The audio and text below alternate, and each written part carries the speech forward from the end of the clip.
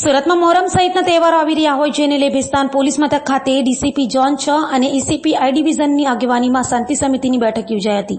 આગામી રવિવાર 6 જુલાઈના રોજ મોહરમ પર્વની ઉજવણી થનાર છે। સાથે હવે તહેવારો પણ આવી રહ્યા હોય જેને લઈ શાંતિ સમિતિની બેઠકનું ભેસ્તાન પોલીસ મથક ખાતે આયોજન કરાયું હતું। તહેવારો સમયે કોઈ અનિચ્છનીય ઘટના ન બને તેને લઈ પોલીસ દ્વારા દરેક પોલીસ મથક વિસ્તારમાં શાંતિ સમિતિની બેઠકનું આયોજન કરાયું છે।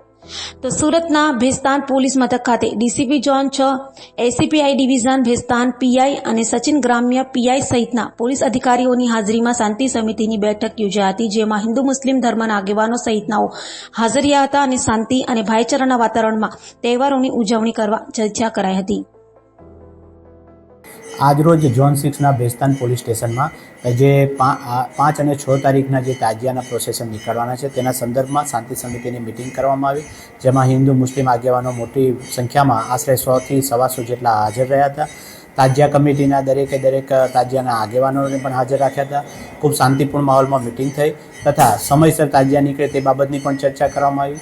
દરેકે સંમતિ જતાવી કે અમે સમયસર જે ઉધના 3 દરવાજા, નવસારી બજાર અને જે ભાગળ પહોંચવાનું છે, જે 11 કિલોમીટર લાંબો રૂટ છે, તે બાબતમાં જલ્દીથી જલ્દી પહોંચાય તે બાબતની ચર્ચા કરવામાં આવી અને દરેકે સંમતિ બતાવી કે અમે સમયસર તાજિયા કાઢીશું।